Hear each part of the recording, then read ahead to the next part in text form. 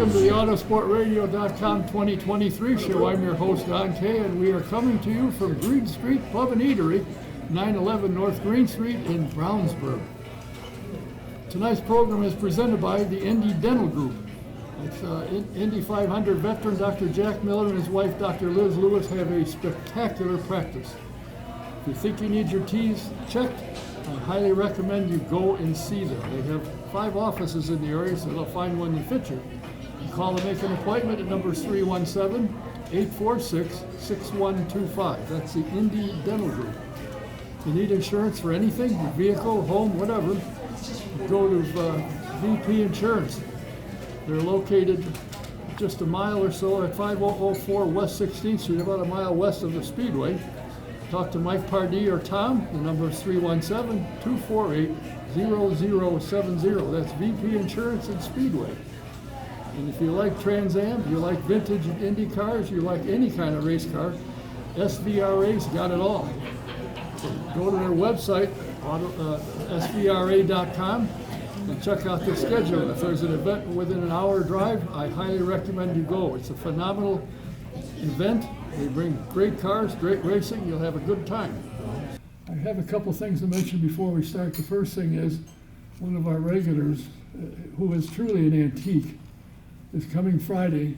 Has a birthday. He's going to turn 86. My good friend Glenn Timmis has a birthday Friday.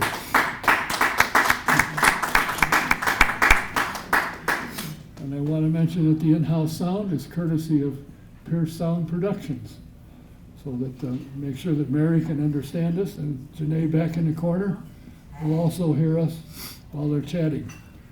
My first guest is a gentleman that I've known over the years and I thought was a phenomenal individual, and when there were some things going that weren't so nice, I thought they were totally wrong and said so. He has done about everything in motorsports, from a crew member to a crew chief to a superintendent of the Indianapolis Motor Speedway to president of the Indy Racing League, the head of race control, and now he's the general manager for business for Arrow McLaren Racing. And he is a strategist for the 500 winner, Alexander Rossi. Please welcome Mr. Brian Barnhart. Thanks, everybody. Thanks, Don. Happy birthday, Glenn.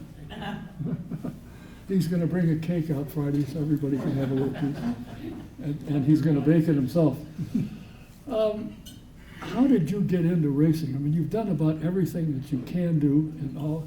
I mean, president of the Indy Racing. You've been a team owner. You've been a little bit of everything. How did you get into it to start with? Well, I would have to give all credit to my dad, who I lost about 7 years ago. But my dad exposed me to what is the greatest sporting event in the world, Indianapolis 500, at a very young age. I started attending it when I was 8 years old. My first was in 1969, and he exposed me to it from a fan standpoint, and got addicted and hooked to it. And then I got an opportunity to actually get involved in between one of my years in college. My summertime job was working for a very small electrical company that was called McKell Electric, and they sponsored Jameson Racing, which was crew chiefed by John Barnes, and at the time had Chip Meade and Spike Gelhausen were on and off as drivers. So I worked for the electric company during the day, and during the afternoon and evening hours I hung out in the back of the race shop and started doing odds and ends for the race team, doing that, and that was back in 1982.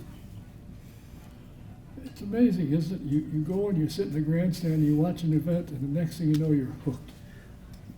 I think this sport is the type that does that. I mean, I think the adrenaline that goes with it, the thrill of the competition, the competition, the speed, and watching people do something that we can all relate to. And I think that's what attracted me to it to begin with, was you all ride in cars, and when you're old enough, you start driving cars, so you can relate to driving cars. What you can't relate to is somebody driving them 200 and now 230 miles an hour with the risk of hitting a wall. So while you can relate to the activity of driving a car, you can't relate to the fact that somebody's brave enough to drive them like that and risk that. So I think that's what kind of attracted me to it.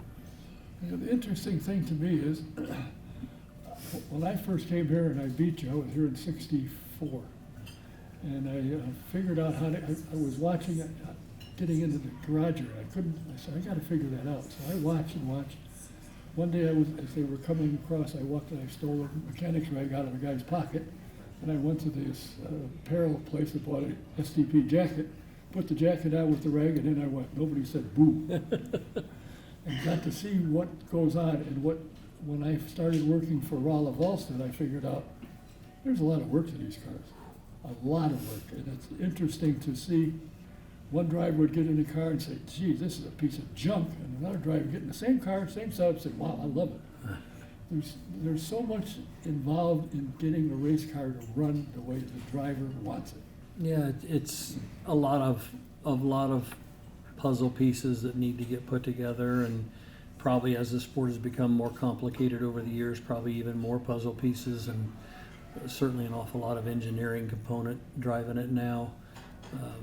But it's still got to be right. Like you say, the chemistry's got to be there, the communication's got to be there, and it's all the hard work. I think that's one of the things that people don't wholly realize. You know, I think it doesn't matter if you're on one of the smaller teams or one of the bigger teams. Everybody that's in this industry works incredibly hard in an effort to put out the best race car they can, to be as competitive as they can on race day. And it's kind of amazing to watch the effort put in and seeing the progression that the cars have made and the level of competition you put out on the racetrack now. And reliability factor is way up. The competitiveness is way up. The complications are way up too, but you're still conquering those. And in reality, unless you really have a contact or a mishap on the racetrack, you eliminate a good percentage of your reliability issues out there. The cars are very reliable, and you've got to beat a lot of people on a racetrack. In the early years that they're doing this, you could count on, well, so-and-so's going to fall out of the race. There may be 8 or 10 cars that can win, and 3 or 4 of them might fall out, so you got to end up beating 4 or 5 guys. That's not the case anymore. I mean, the depth of the field from the size of these teams, you know, Ganassi's a 5-car team, Penske's 3, we're 3. You just go down and add all those teams up and what they're doing out there. There's a lot of cars. Every time you drop the green flag on any given race, there's 15, 16, 17 cars capable of winning on any given day, and they're not going to fall out. You're going to have to beat them. The interesting thing I find is the drivers coming from Europe in Formula One love it here because they know they have a chance. There's competition, whereas in Formula One you might be from 10th back on a regular basis, whereas here there's competition. I made the mistake when I had Mark Miles here maybe a year ago, and I said, you know, there's 8 or 10 cars that can win a race. He said, oh no, there's 12, 14, 18. Any given Sunday can win a race. Yeah, and that's true, and I think that's appealing to the fans, and like you say, it's appealing to the competitors, and whether you're working on the cars or driving them, you certainly have more opportunities to be competitive and win races, so that is appealing to a lot of people. And interesting, fans don't realize, as you're saying, how many hours mechanics spend on the cars. The driver, you know, goes and takes a shower, goes home or goes somewhere, and they're working on the car getting ready for next week. IndyCar's done a really good job and controls a lot of it and has improved your hours that you work at the racetrack. What they don't see is the amount of work, and especially like the Arrow McLaren engineering staff, when we leave the racetrack, the garage area will be closed. Our group will go back and go to a conference room in the hotel or into a couple of guys' hotel rooms that are maybe adjoining or whatever. We'll put our entire engineering crew in a conference room, and they'll be in there working, analyzing data, running sims to wee hours of the morning. While the garage area may have closed at 6 or 6:30, that group's up working till midnight, 1, 2 in the morning, running sims and figuring out what changes they can make so that when the garage area opens at 6 on Saturday, that engineer can walk in and hand his crew chief the change sheet and what changes they want to make on the car to get ready for a 9 o'clock practice session. It's amazing the amount of work, and it is work. I mean, I worked for a race team, and my work was cleaning up and putting the tools back when they went to lunch and kind of thing. But the mechanics work long hours to get what you want. And the interesting thing is you can make a 3/16 of an inch change and it completely changes the car. Yeah, it really does. Or less than that, actually. It is attention to detail, and all the little things matter, and you got to be spot on with what you're doing. So very precise, and you got to execute come race day. Make no mistakes, because like I said, nobody's going to give you anything. You've got to make sure you're on your game come race day. Throughout your career, the positions you've had, starting out as a crew member and then ending up as a crew chief, it seems to me somewhere along the way you've got a 500 championship ring someplace. Yeah, I got a couple of them. I was quite proud of those, both of them, with Unser Jr. at Gallus in 1992 in the Galmer, and then I went with Al from Gallus to Penske and with the Mercedes pushrod motor in '94. Got another one there. So quite fortunate to be a member of some really quality race teams with a lot of good people on them, and Al was on his game obviously on both those days, and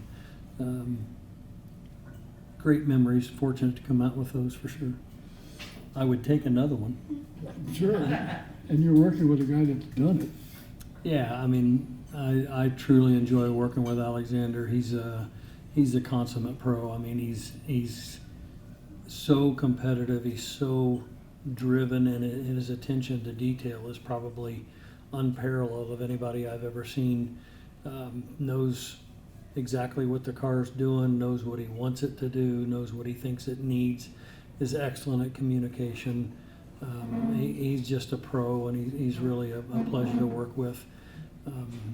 So I'm thinking and hoping we can make some improvements. We were close last year with a couple of races on some things, and I look back at Alex. I've been with him the last couple of years, and we've finished fifth each of the last 2 years, and the part that hurts the most is we've finished fifth at Indy the last 2 years, and we've hurt his average finish, if that tells you how good he is at Speedway.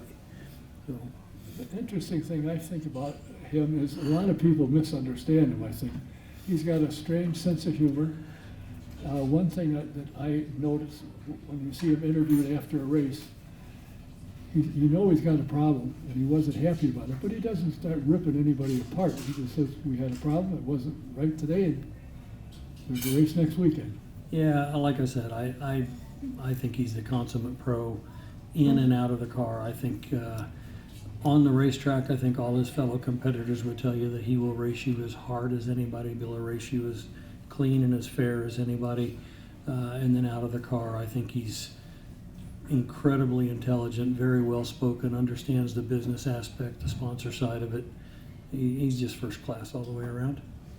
What was it like when you were the superintendent of Speedway and had the whole thing under your wing to take care of it, make sure it was good? A dream job. I mean, you grow up and think the place is exactly what it is. It is the world's greatest sporting facility. It's the cathedral of all motorsports, and to have any kind of affiliation with the organization, to be partly responsible for the care and upkeep and maintaining of it is something that makes you get up every day and look forward to your job, that's for sure. I mean, the place is just amazing, and when you look at it, whether it's empty or especially when it's full, there is no other sporting facility in the world like it. And to sit back and say, I helped get it to the condition it's at today, and I know that's one of Roger's things. He wants the fans to come in and go, wow.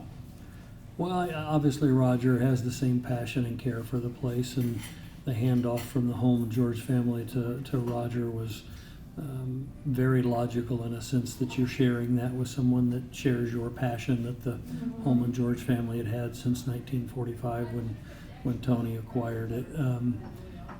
Roger spends most of his year, all year long, from a competitive standpoint before he became involved as the owner of it, thinking about the Speedway and what his team can do to be as competitive and win the Indy 500 because he cares that much about it. Now with his ownership of it and stewardship of the Speedway and the series, his passion is well guided to make sure we're moving forward as a sport. What do you think of this hybrid addition to the car? I mean, they got pushed to pass, which is basically what hybrid will do. But do you think hybrid is needed, or is a good thing for the series? I think it's a good thing. I mean, I applaud the series for the direction they're going. There's a lot of work involved, and I don't think anybody should underestimate the level of task of what it includes to make that transition or to change that architecture. From our standpoint at Arrow McLaren, it's a pleasure to work with the Chevrolet group. They've been nothing but professional on it as well. We've had a lot of tests. We've been able to run it at Indy, and we've been able to run it at Homestead and Sebring for multiple tests. And they're just going to continue chipping away at it. And when the time is right, when the reliability and performance is there, I think it'll be a great change implemented with the series and something that'll appeal to the race fans. I think it'll add some strategy and some thoughts into the racing and improve that as well. So when the time's right, it's going to be a great addition. Now, you had mentioned that you have 3 cars. You have a rookie to your team, that is, coming on board.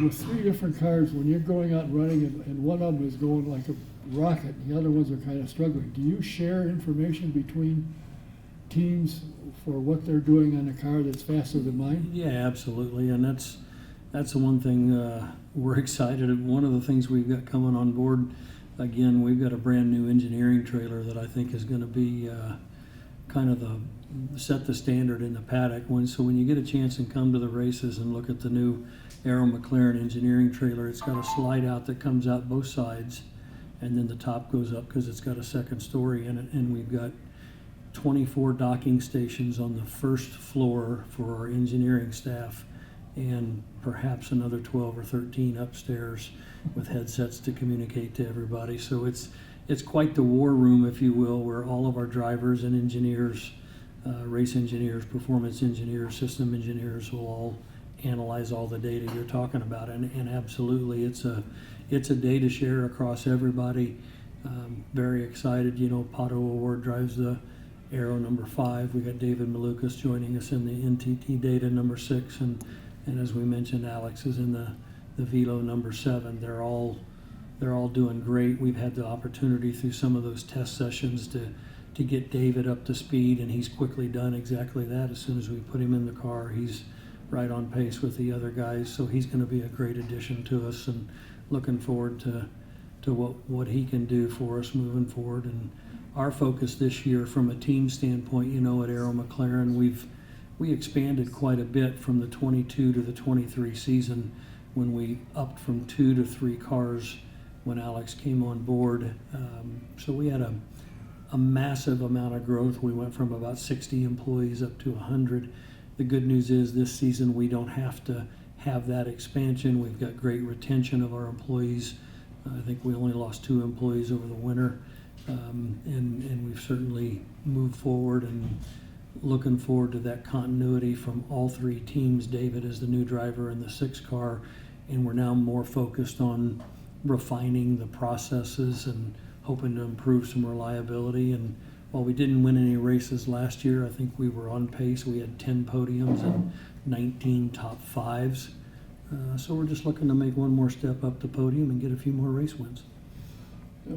It's interesting how all of that stuff works. And I can remember back, 5 years ago, when McLaren came here, and they said, well, we're just barely here by the skin of our teeth, and now look at them. They have got somehow the name McLaren and the team. And I met Bruce many years ago, obviously, and to have retained his team and name associated with the team and what they've accomplished. And I got to assume a lot of the credit of that increase in getting into IndyCar and running now 3 cars and having the kind of things that are going on. Got to go back to Zach Brown. Coming last time I had him on the program twice when he had just marketing here in town, actually. And then he vacated, sold the business, and went over there, and he's become quite the guy. And I got to think that he's responsible for a lot of the growth on the team coming to IndyCar. Very much so, and it's along the same lines of that passion that you're talking about. I mean, Zach's got the same passion for the Indianapolis Motor Speedway and for the biggest race in the world, Indianapolis 500. So he's very, very much brand driven, as you say, from his days at JMI. He's very, very aware and understands the importance of the international global brand that is McLaren Racing. You know, we are papaya and anthracite colors for a reason. It stands out, and it brings a lot of attention to what you're doing, and we represent that brand very proudly everywhere we go. And we want to be innovative, we want to be global leaders, and we want to make sure we're excelling on the racetrack and representing that brand as well as we can. How much involvement does Sam Schmidt have? Because he's still involved in some form to some degree. He is. Sam is still involved, and Rick Peterson is still involved, and it's always great to have both of them around. They don't attend all the races, but a good number of them. I think Zach comes over for 4 or 5 races with the F1 schedule and trying to manage conflicts on that. And I think the first time we'll see Zach this year, I think, is probably going to be Long Beach. Of course, he'll be at Indy. But Sam and Rick are still very much involved, and always happy to have them around and get their input as well. General manager of the program of Arrow McLaren, what does that involve? What do you do on a day-to-day basis? We're busy as all get out, and that accounts to a lot of people in that building. As I said, we've got about 100 people in there. Most of my responsibilities are more on the business side of what we're doing. We're in the process of we've acquired the Andretti race shop that they are currently in. They're in process of building a new race shop, and upon their vacating of their current building, we'll be taking that one over. We'll then be putting our facelift on that building and making that our own. So a lot of involvement with the building component there, the finance departments, the people departments, the commercial division, all kind of the business side of it, IndyCar liaison, manufacturer relationships, that kind of stuff. So keeps me hopping. I was going to say, it certainly does. And I can remember back a couple of years ago when you were just a strategist for Alexander. Look at now, and obviously Zach has realized we got somebody here that knows the sport, knows how it works, knows how to make it work. Former president of the Indy Racing League at one time. And I have to say, and I've heard this from a number of people, that when you were race director and race control, there was nobody better. Because you listened to everybody. If there was a problem in turn one, you called the people in turn one to see what would make a decision correctly, not take a shot in the dark and go, oops.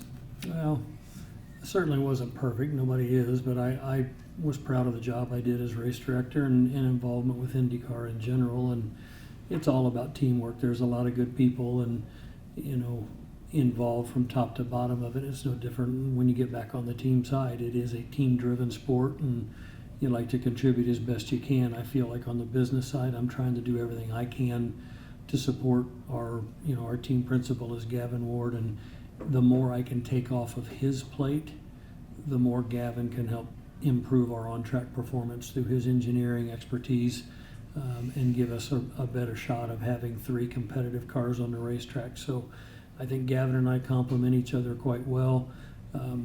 We've got a third component of the team now that's come on board in the management level, and we're thrilled to have Tony Kanaan join us as full-time as a sporting director on it. And we love Tony's energy and enthusiasm, his championship pedigree. So we've got a good mix of personalities, different levels of experience, and balancing and complementary expertise areas that make us feel like we're well positioned for success. We're just going to work hard and see what we can do. Well, I got to say, when I saw that Tony was coming on, I thought, boy, he and Alexander ought to get along, because their sense of humor is completely opposite.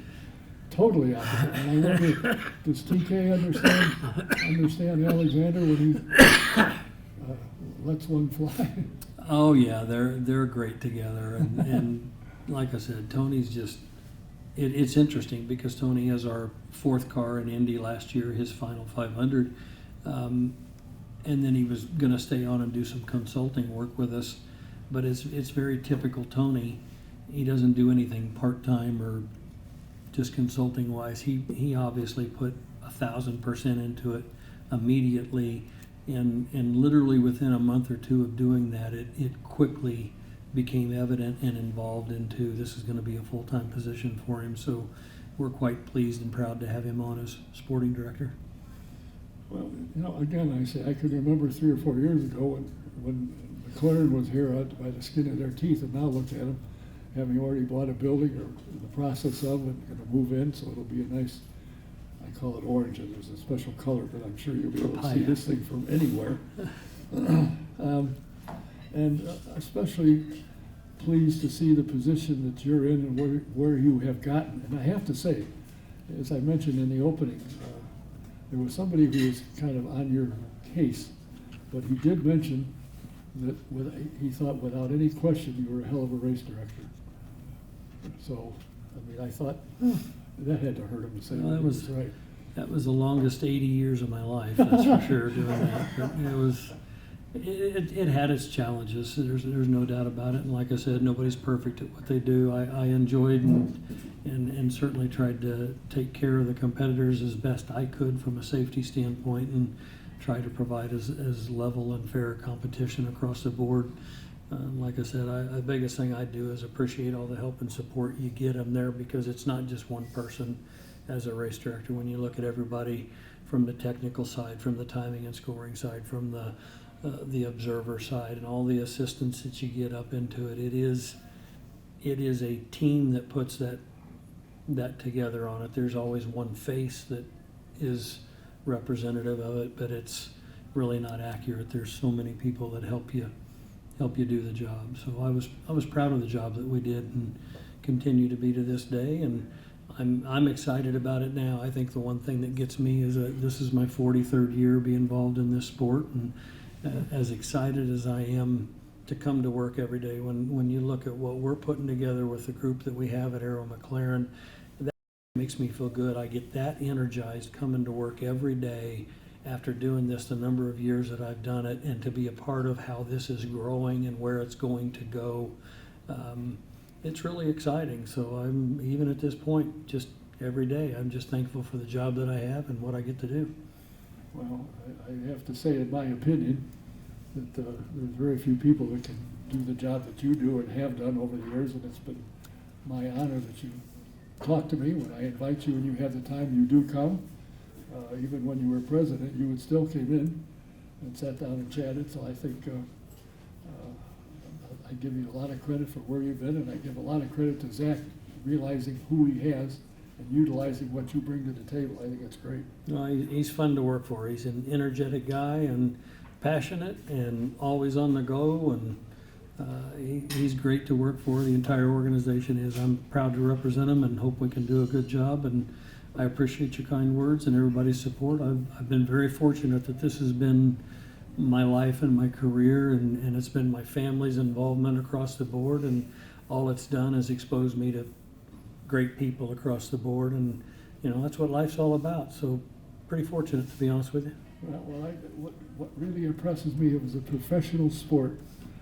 You hear almost nothing of any nonsense going on with teams or drivers or crew members or anything.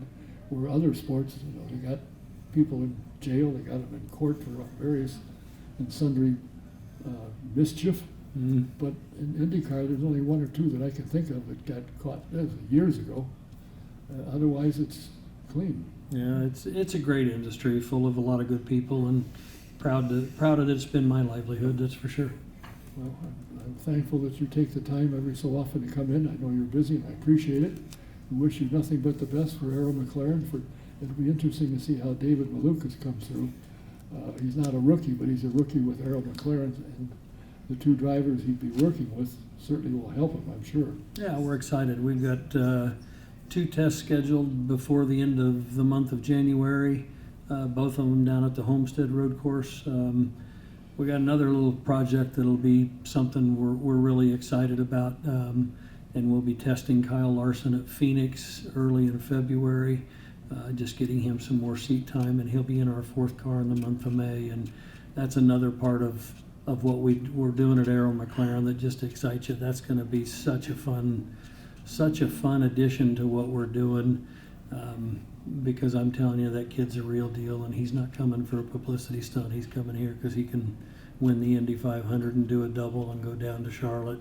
And if there's anybody that can do it, it's that guy. So we're proud to have him. We're looking forward to working with Hendrick Motorsports and putting him in the 4th car, which will be really great for the Speedway, and it'll be awesome for the series. Well, I'm told that ticket sales are up, but I gotta think he's one of the reasons. And I had him on the program back when he was running short track. Now he's way above us. I'd be lucky if he'd say hello, but you're right, he is the real deal. He can win on anything. Go out in the world of outlaws, he wins. Yeah. Goes and runs USAC short tracks, he wins. Yep. He does it all. It'll be interesting to see what he does, and I think is a great addition to the field. Yep, Fun to sure watch. is. Yep, sure is. Well, thanks for your time. Good luck this year with all of your 4 cars for the 500.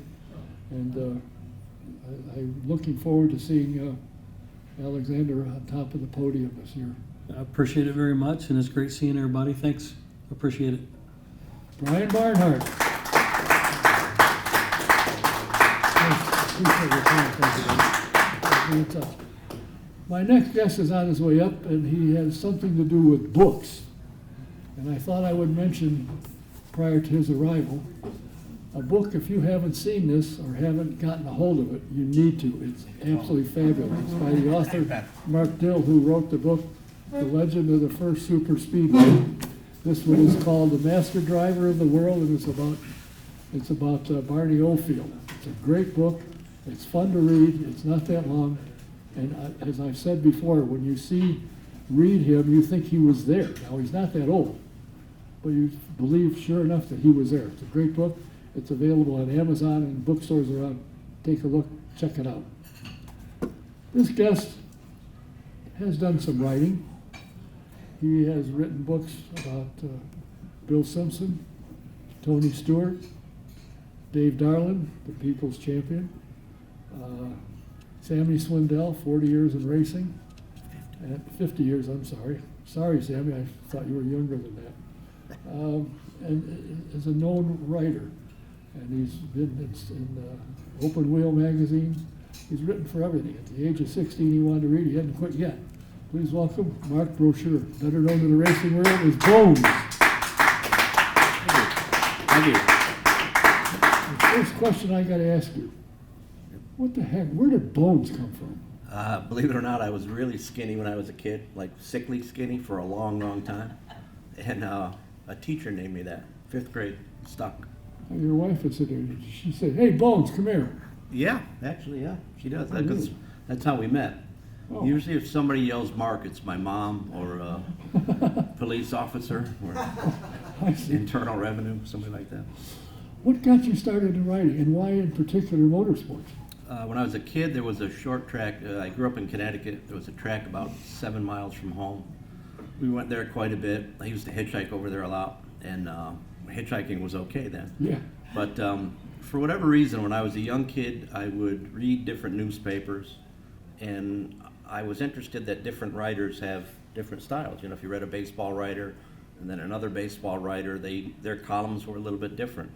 So I liked writing. I loved racing, and met a couple of writers and photographers along the way when I was a kid, and substituted for one of those writers when he was on his honeymoon back in 1976. I was still in high school, and that was the start of it, and haven't figured out that I had to do anything else yet, so still faking them. Is it hard to get somebody like Bill Simpson or Tony Stewart or Dave Darland to sit down so you can write a story about it, write a book? It's always worked out where they were ready to do it at the same time I was ready to do it. You know, with Simpson, it worked out perfect. He was ready to do one. He'd mentioned it a few times. One of the magazines I was writing for got sold right at that same time, so we said, well, why not now? Let's do it now. And then Tony had won the Rookie of the Year thing in NASCAR in '99, and a couple of publishing companies had approached his people, and another couple had asked me if I was interested in doing it. So we just sort of got together and did it. And a guy like Darlin has been pretty easy. Bentley Warren, Sammy. I mean, most of them have been at points in their career where they were ready to do it. So that helps a lot. I didn't have to twist their arms, and in a few instances it was their idea rather than mine. So it's been good. How long does it take from start to finish? From somebody said, yeah, let's sit down and start. How long does it take you to write? Do you verify when they say, well, I'm not sure? You look up and say, yeah, you did do this. Normally I used to say 10 to 12 months, but lately there's been books that have taken a couple of years to write. Sammy's took a long time. Working on one now with Mark Martin, it's taken an awfully long time, but we're dealing with people who've had these incredibly long careers. Yeah. And multifaceted careers in a lot of ways. Sammy ran IndyCars a little bit, has tried to do some different things. Mark has mostly been a stock car guy, but he's also had a lot of ups and downs in the early part of his career.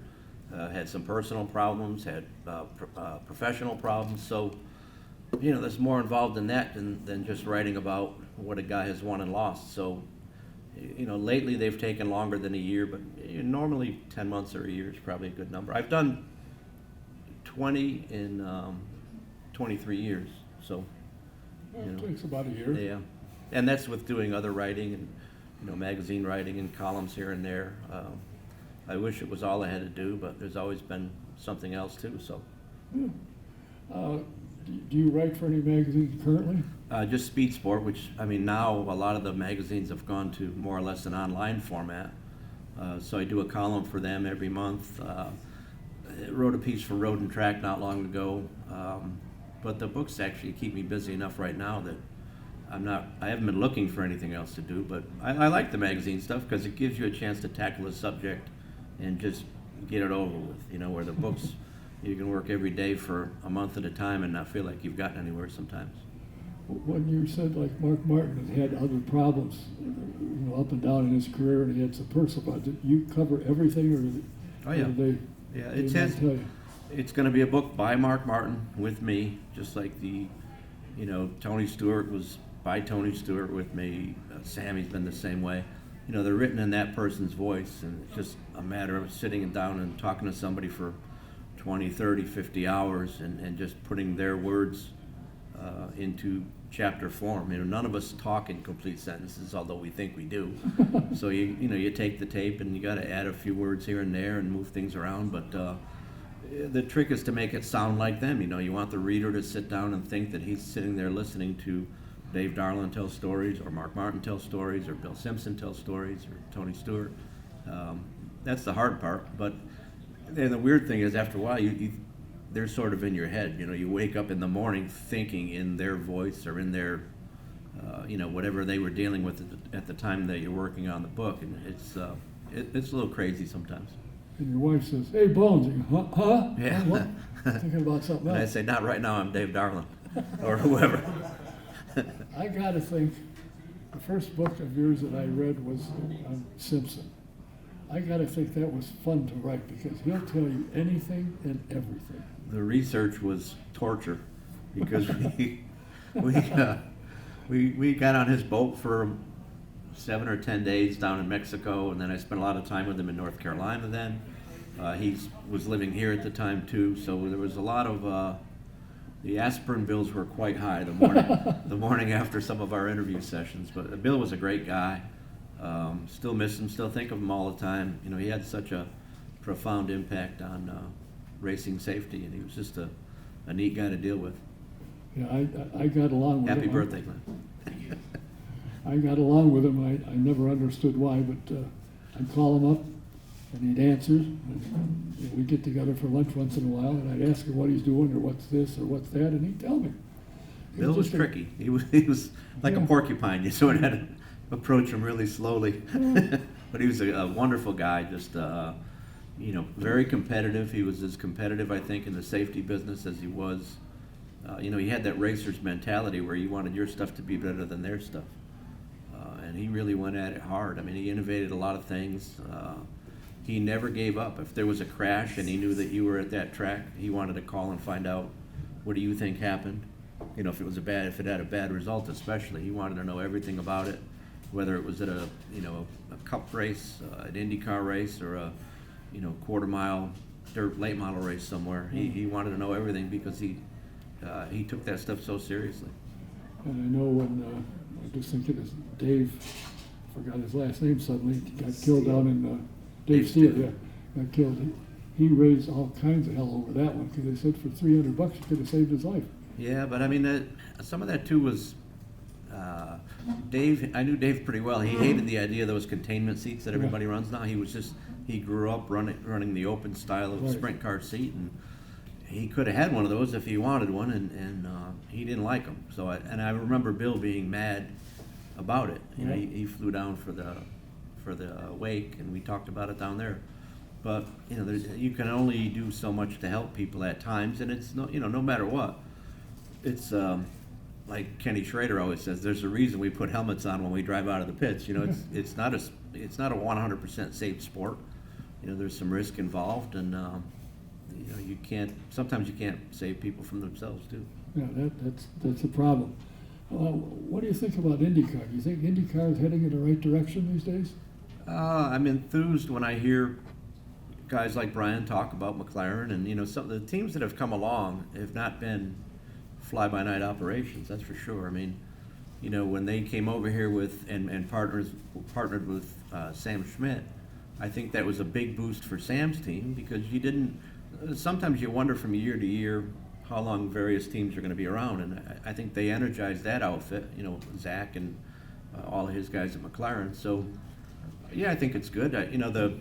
The hybrid deal, I mean, that's the auto manufacturers want to go that route for sure. I think there's Formula E races electric cars, and that doesn't seem to have caught on. And it also seems like the auto manufacturers want to go to more of a internal combustion / hybrid deal, and that's what IndyCar is doing. So I think, and Formula One does it. I think it's manufacturer driven, and let's face it, the manufacturers are the biggest sponsors in racing, really. No matter what it says on the side of the car, it's so much of the R&D and the support money comes from the car makers. Well, this is it's interesting to me. It's some of the things that they're doing, but you look at the cars, and when I came here in the '60s, early '60s, was it Parnelli or whoever it was said, I read an article that you never go 150 miles an hour, absolutely impossible. I think Pirelli did it. They said, holy smoke, and now look at him. Well, the funny thing was there were people that really thought 150 was going to be the limit for a human, too. Right. That you could only take so much physically, how fast can you go?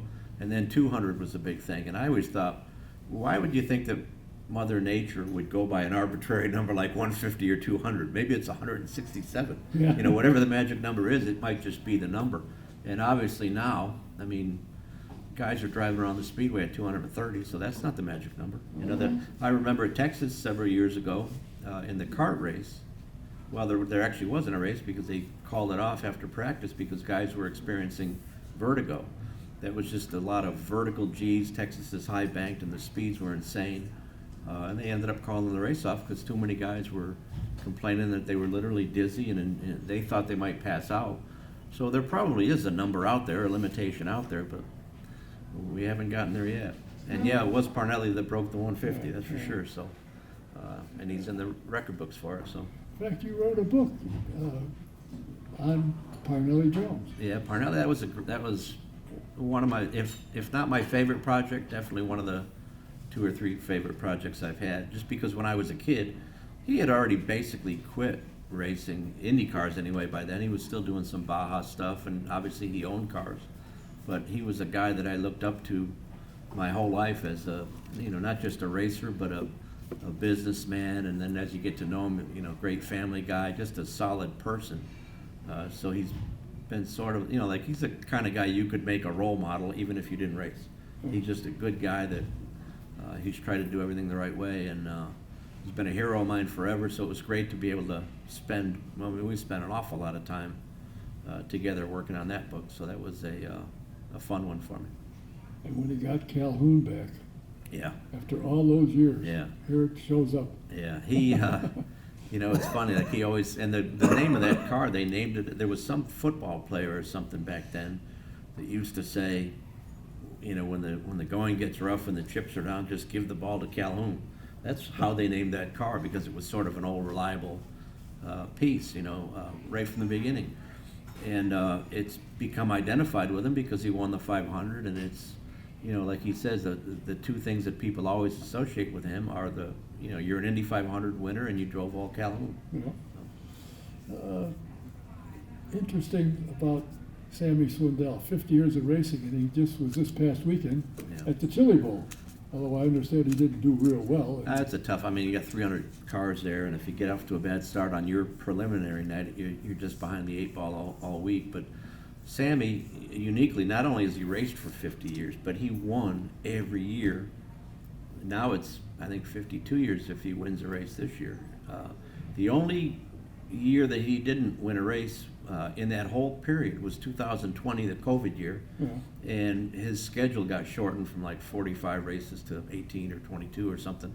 So that's got a little asterisk next to it. But he won. He's won every other in every other season. He won multiple features for 50 years, and a lot of those years were years when he won, you know, 24, 28, 32 races. I mean, he's just had a phenomenal career. You know, you look at him and Doug Wolfgang and Steve Kinzer and Rick Ferkel, who we just lost. I mean, some of those wing sprint car pioneers were, boy, they were tough. Now we got to get to the real crux of this whole thing. Oh. Through your career, your success at writing in all sorts of forms, be it magazines or books or articles for newspapers or whatever it is, you have been elected in 2024 to the National Sprint Car Hall of Fame. Forgot about that. Really? You forgot about it? I forgot about it until you said it. I hadn't thought of it all day, so. Well, I certainly hope you plan to show up. Yeah, I'll be there. That's if nothing else, it's a good reason to go to Knoxville. And you know, I've done, like I said, 20 books now, and about half of them are either sprint car oriented, or they're on guys like Parnelli or Tony Stewart, who Bentley Warren, you know, guys who passed through sprint car racing on their way to other things. And you know, I did a lot of writing for Open Wheel magazine, and I guess I've done more on that side of things maybe than I thought I did. But I've lived out here for 27 years now, so it's inevitable. If you write about racing, you're going to write about sprint car guys. And the weekly racing around here, I love it, and you know, I love non-wing stuff probably a little bit more than wing stuff, but I like wing sprint cars as well. You know, midgets and Silver Crown. I enjoy it all. Well, it's fine that somebody said, "Oh, by the way, why don't we nominate Bones to be in Just the old, Hall I of Fame?" guess, huh?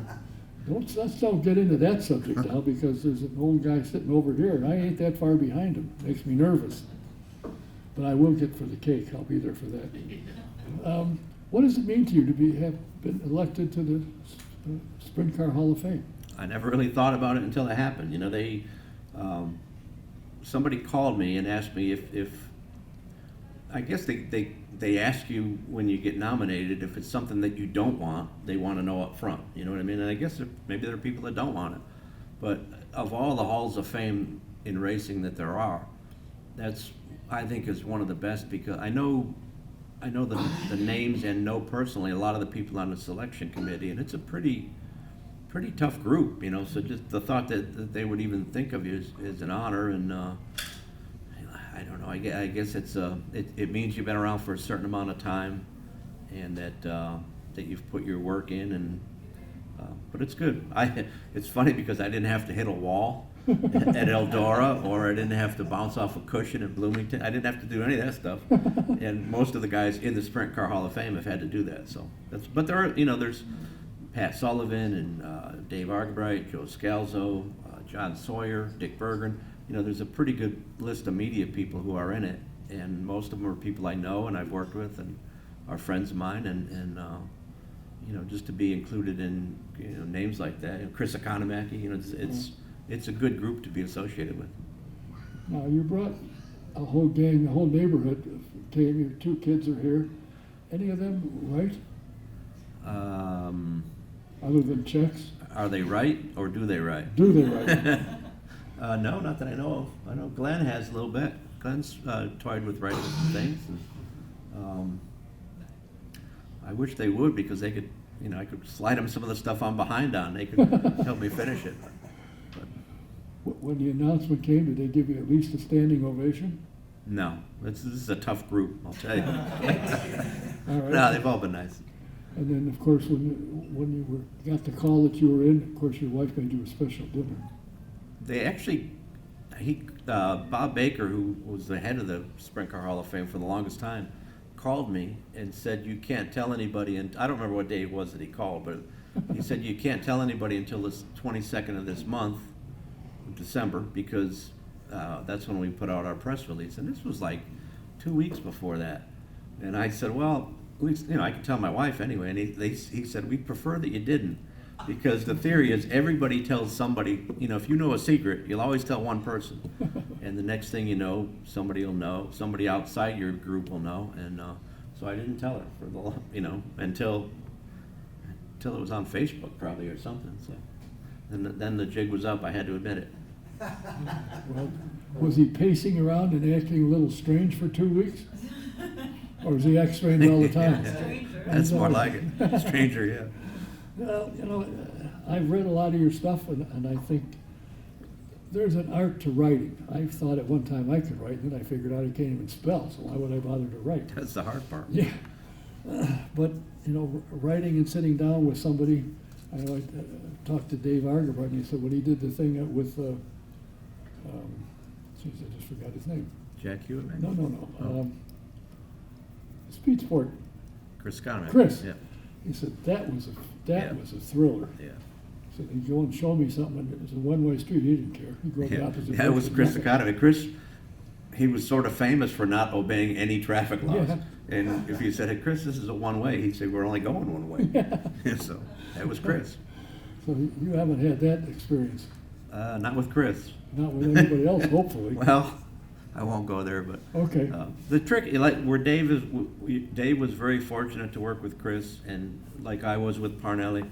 I think I've liked every project I ever did, but every now and then you get that one that you just can't wait to keep working on it every day. And I'm sure Chris was like that for him, and Dave's done a great job with all the books he's written.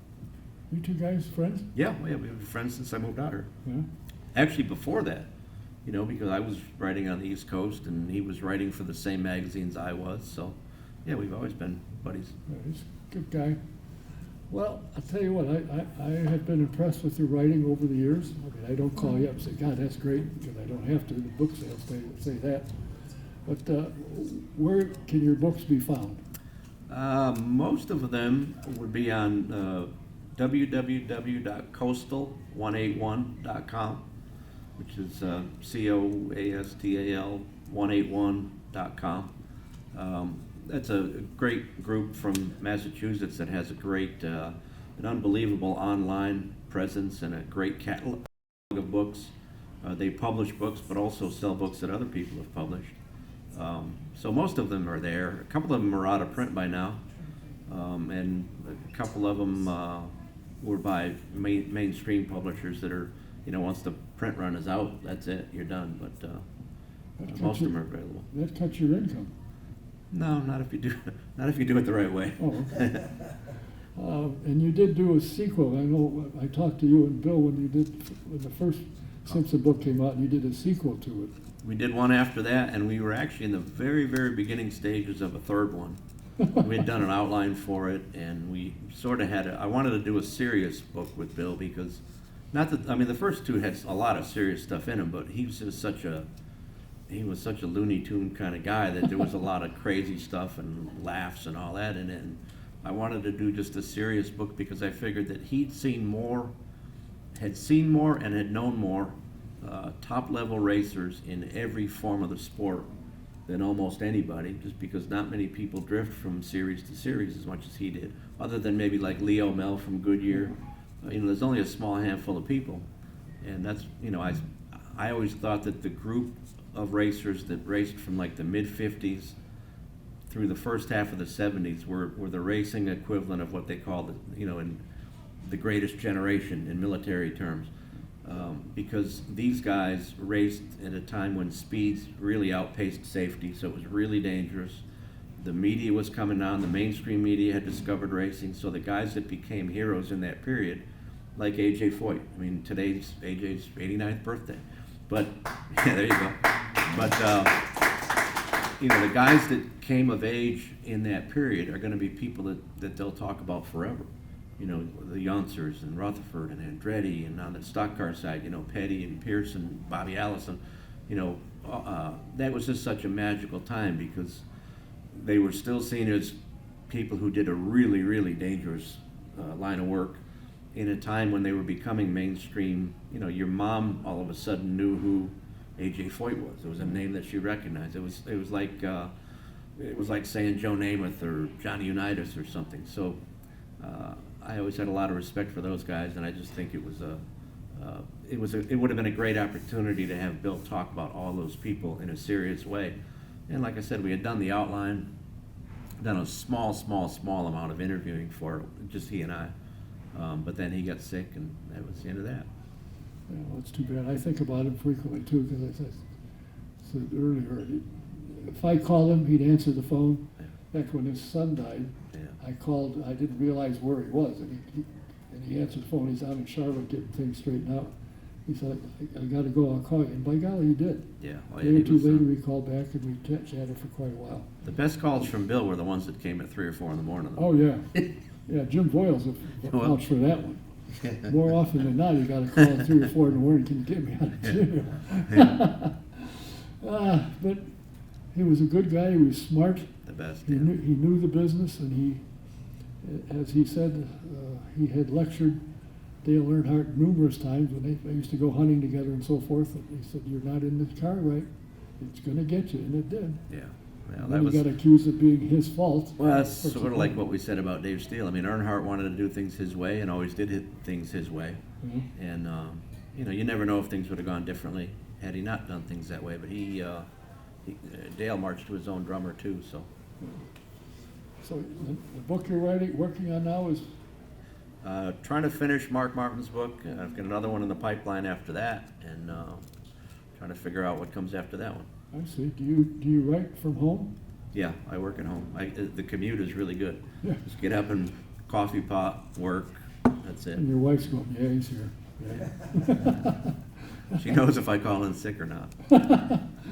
And once again, the address of where to find your books online? www.coastal181.com. They've got a great, like I said, a fantastic online presence and an unbelievable catalog of books. Not just me, man. They sell books. If it's racing related, they probably sell it. Yeah, but you want to sell yours. First and foremost. There you go. All right. Well, I thank you for your time. I thank you for bringing the neighborhood along, your family. It's a rowdy bunch. Yeah, they've been a little out of hand, but your wife was slapping them. This side of the room balances them out, though. Okay, there. Oh, yeah. You got to watch this guy in the end. He's a tricky one. Yeah, well, when you get to be 86, he doesn't move that quick, so he's got to be careful. Yeah. I've been 86 before, but I've never been 86. Well, hopefully it'll come. Thanks for your time, and congratulations on being a member of the 24 class for the National Sprint Car Hall of Fame. Fabulous sir. award. Thank you. That's Appreciate it. it. And Colin Bones, Mark Bourcier. Our next program will be January 31st, and I already have the guests. I moved it to a Wednesday because the Schwitzy has been occupied with the VA for 14 years on Tuesday. So I said, "Smart guy, I'll change it." So we changed it to a Wednesday. And my two guests scheduled at the moment are Merle the Pearl, Merle Bettenhausen, and Derek Daly. Now Derek said he plans to be in town, but those are my two scheduled guests. So until the 21st or 31st of January, I want to say thank you for being here. Thanks for watching. Until next time, Don Kay saying, see you then. Thank you. Thank you.